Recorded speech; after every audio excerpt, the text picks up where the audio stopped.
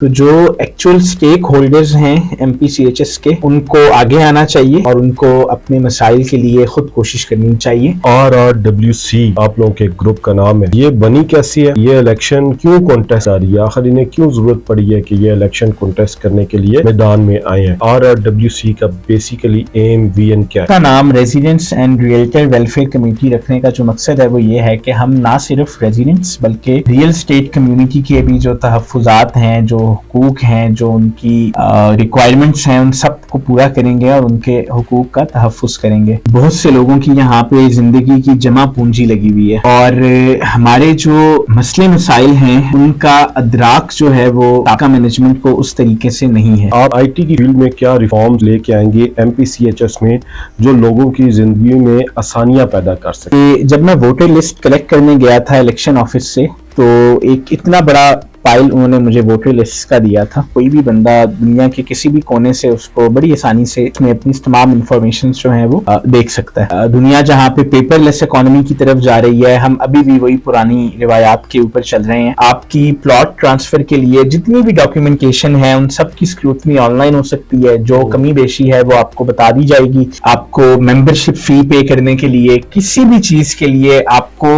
Head office तो क्या bank जाने की जरूरत भी नहीं है, बल्कि प्रोफेशनल कोऑपरेटिव हाउसिंग सोसाइटी के जो भी चार्जेस हैं वो आप यूएस बैठ के बगैर किसी की हेल्प लिए आप अपने घर की कंफर्ट से इंशाल्लाह पे करेंगे।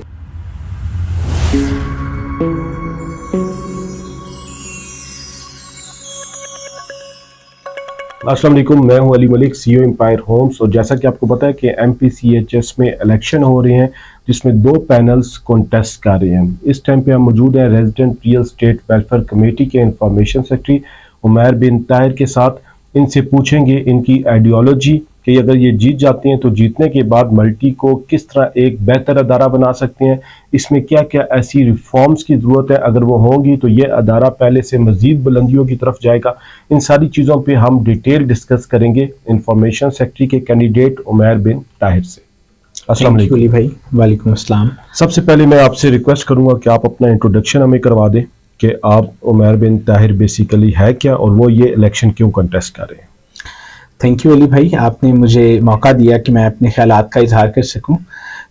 मैंने नस्ट से इलेक्ट्रिकल इंजीनियरिंग की है 2018 में और उसके बाद से मैं अपनी एक यूएस बेस्ड कंपनी के अंदर आईटी से रिलेटेड काम कर रहा हूं। और जब मैं 2021 में B17 में हमने घर बनाया और हम शिफ्ट हुए, बहुत सारे मसले मसाइल ख़ुद भी उनका सामना करना पड़ा और देन एक रेजिडेंस वेलफेयर कमेटी मैंने ज्वाइन की जो कि ऑलरेडी एग्जिस्ट कर रही थी। और इवेंचुअली वी रियलाइज्ड कि हमारे मसलों को हम बेहतर समझ सकते हैं और हम ही बेहतर हल कर सकते हैं। तो जो एक्चुअल स्टेक होल्डर्स हैं एमपीसीएचएस के, उनको आगे आना चाहिए और उनको अपने मसाइल के लिए खुद कोशिश करनी चाहिए। प्लेट के ऊपर कोई भी हमें हमारा हक जो है वो नहीं देगा। बिल्कुल ठीक हो गया। ये आप मुझे बताएं कि ये जो RRWC आप लोगों के ग्रुप का नाम है जिसका मुखफ़्फ़फ बनता है resident real estate welfare committee, ये बनी कैसी है? ये इलेक्शन क्यों कॉन्टेस्ट कर रही है? आखिर इन्हें क्यों ज़रूरत पड़ी है कि ये इलेक्शन कॉन्टेस्ट करने के लिए मैदान में आए हैं? और इनके रुए रवा कौन है? और आप अपना एजेंडा मुझे बताएं कि RRWC का बेसिकली एम वीएन क्या है? थैंक यू अली भाई। बेसिकली रेजिडेंट्स और रियल्टर्स को बहुत अरसे से एक दूसरे के खिलाफ मिसकम्युनिकेशंस फैलाकर दूर रखा गया था और एक नफरत की फिजा जो है वो क्रिएट की गई थी इस रियल स्टेट के प्रोफेशन से रिलेटेड। रेजिडेंट्स को कहा गया था कि आप रियल स्टेट वाले आपके बड़े खिलाफ हैं और आपके दुश्मन हैं, और रियल स्टेट वालों को ये कहा गया था कि रेजिडेंट्स जो हैं वो आपके खिलाफ हैं। इस ग्रुप का नाम residents and realtor welfare committee रखने का जो मकसद है वो ये है कि हम ना सिर्फ रेजिडेंट्स बल्कि रियल स्टेट कम्युनिटी के भी जो तहफ़्फ़ुज़ात हैं, जो हुकूक हैं, जो उनकी रिक्वायरमेंट्स हैं, उन सब को पूरा करेंगे और उनके हुकूक का तहफ़्फ़ुज़ करेंगे। और जो ओवरऑल हमारी एक कमेटी है उसमें चूंकि रियल स्टेट कम्युनिटी इलेक्शंस में कंटेस्ट नहीं कर सकती एज पर द लॉ, तो जो पैनल है वो तो रेजिडेंट्स का है, उसमें साथ तमाम जो लोग हैं वो MPCHS मल्टी गार्डन्स इस्लामाबाद के रिहायशी हैं, और जो हमारी रियल स्टेट कम्युनिटी है वो हमारे शाना बशाना खड़ी है और हर पॉइंट पे हमारी हेल्प कर रही है। जहाँ तक बात रही कि हम ये इलेक्शंस कंटेस्ट क्यों कर रहे हैं, तो जो सबसे इम्पोर्टेंट चीज़ है वो ये है कि हम यहाँ पर रहते हैं, बहुत से लोगों की यहाँ पे ज़िंदगी की जमा पूंजी लगी हुई है, और हमारे जो मसले मसाइल हैं उनका अदराक जो है वो साबका मैनेजमेंट को उस तरीके से नहीं है। नो डाउट चौधरी अब्दुल मजीद साहब ने एक इनिशिएटिव लिया, इस सेक्टर को डेवलप किया, बनाया, बड़ा एक खूबसूरत जगह है, बट पिछले चंद सालों से जो ओवरऑल एक फोकस है वो इस सेक्टर की तरफ इतना नहीं है, और वो दिन ब दिन तनज़ली की तरफ जा रहा है। तो इसको तनज़ली से बचाने के लिए रेजिडेंट्स एंड रियल्टर ने ये फैसला किया कि हमें अब स्टेप फॉरवर्ड करना है और हमें फ्रंट लाइन पे रह के अपने मसले मसाइल हल करने हैं। ठीक हो गया। अब जैसा कि आपने बताया कि आपका एक्सपीरियंस भी आईटी से, आपने नर्स से माशाल्लाह इंजीनियरिंग की है, तो मुझे थोड़ा सा ये बताएं कि आप आईटी की फील्ड में क्या रिफॉर्म्स लेके आएंगे एमपीसीएचएस में, जो लोगों की ज़िंदगी में आसानियां पैदा कर सके, जो अभी काम नहीं हो रहे और आप समझते हैं कि ये काम होने चाहिए और ये मैं कर सकता हूँ, आपकी फील्ड से रिलेटेड जो है। बिल्कुल ठीक है। मैं क्वेश्चन ये मुझे बहुत पसंद है, मेरे दिल के बहुत करीब है, क्योंकि बहुत से लोग जो हैं वो ये कहते हैं कि पढ़े लिखे लोग इस फील्ड में कहाँ से आ गए और उनका यहाँ पर क्या काम है, और पढ़े लिखे लोग इसको नहीं चला पाएंगे। मैं एक छोटी सी एग्जांपल देना चाहूँगा अपने नाज़रीन के लिए कि जब मैं वोटर लिस्ट कलेक्ट करने गया था इलेक्शन ऑफिस से, तो एक इतना बड़ा फाइल उन्होंने मुझे वोटर लिस्ट का दिया था, जिसको हमने अल्हम्दुलिल्लाह अपनी वेबसाइट में सारा इंटीग्रेट कर दिया, और कोई भी बंदा दुनिया के किसी भी कोने से उसको बड़ी आसानी से उसमें अपनी तमाम इंफॉर्मेशन जो है वो देख सकता है। सिमिलरली आप डिजिटल प्रेजेंस जो है वो एमपीसीएचएस की बहुत वीक है। हम अभी भी दुनिया जहाँ पे पेपरलेस इकोनॉमी की तरफ जा रही है, हम अभी भी वही पुरानी रिवायात के ऊपर चल रहे हैं, और हमें इनोवेशन हमारे अंदर अभी तक नहीं आ पाई। मैं चंद एग्जांपल्स दूंगा जो हम काम करना चाहेंगे और इंशाल्लाह करेंगे। पहली चीज़ तो ये कि कंप्लेन रेजोल्यूशन सिस्टम बहुत वीक है, और आपको एक फ़ोन नंबर पे कॉल करनी पड़ती है रेजिडेंट्स को। एट टाइम्स आपकी कंप्लेन हल होती है, एट टाइम्स नहीं हल होती, एट टाइम्स आपको सिफारिश चाहिए होती है ताकि आपकी कंप्लेन सुनी जाए। कभी कंप्लेन नंबर असाइन होता है, कभी नहीं असाइन होता। हम एक कंप्लेन रेजोल्यूशन सिस्टम लॉन्च करेंगे। आपको कोई कॉल की ज़रूरत नहीं है, किसी ऑफिस को फिजिकली विजिट करने की ज़रूरत नहीं है।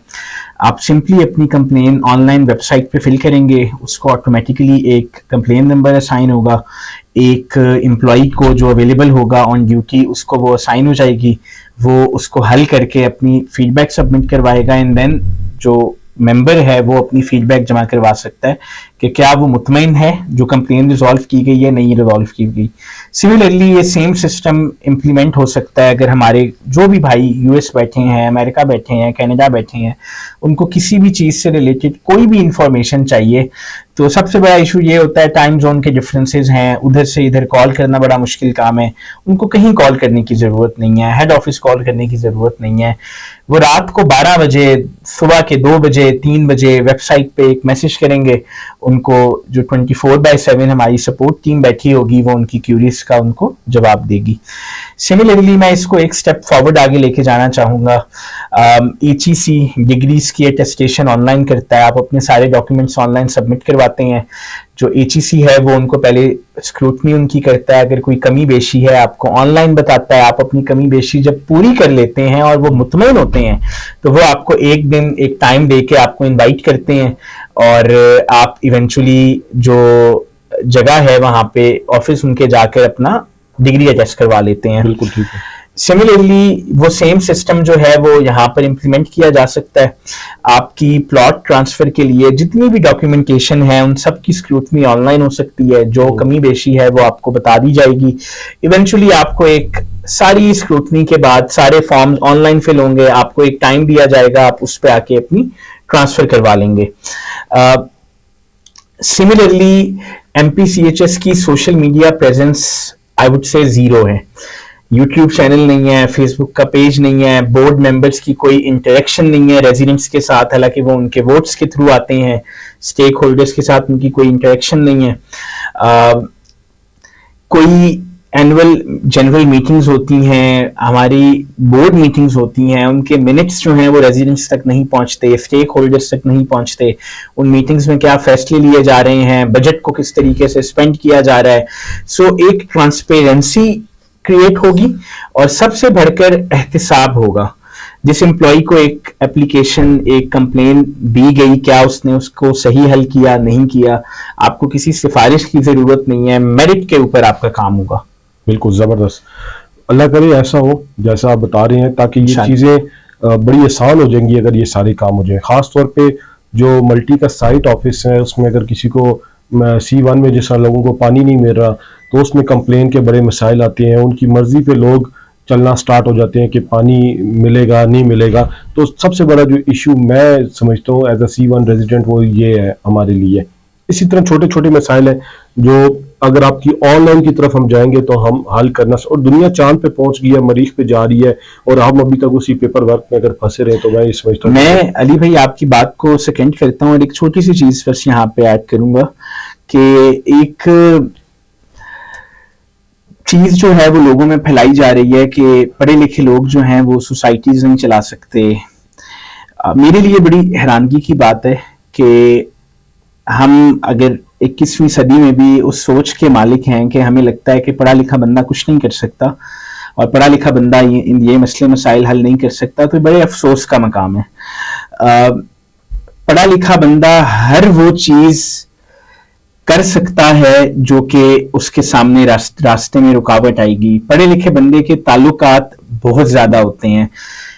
मैं फॉर एग्जांपल एक छोटी सी एग्जांपल दूंगा कि मैं स्कूल गया, मेरे बहुत सारे क्लास फेलोज थे, मैं कॉलेज गया, मेरे क्लास फेलोज थे, मैं यूनिवर्सिटी गया, मेरे क्लास फेलोज थे।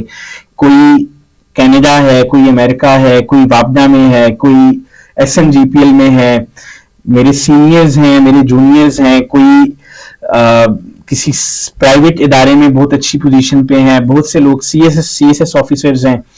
सो जितने कॉन्टेक्ट्स और मल्टी डायमेंशनल कॉन्टेक्ट्स एक पढ़े लिखे बंदे के होते हैं, मैं नहीं समझता कि वो किसी ऐसे बंदे के हो सकते हैं जो एक फॉर्मल एजुकेशन के सिस्टम से नहीं गुजरा।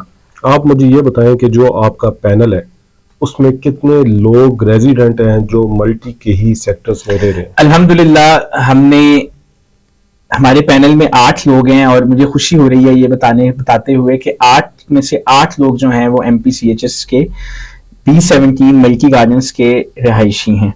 हमने बड़ी कोशिश की तमाम सेक्टर्स से नुमाइंदगी लेने की, लेकिन चूंकि मल्टी की तारीख में पहली मरतबा इंतखाबात हो रहे हैं, सो बहुत सारे शुकूक व शुबहात, लोगों की रिजर्वेशंस थी, जिसकी वजह से हम बाकी सेक्टर्स को नुमाइंदगी नहीं दे पाए।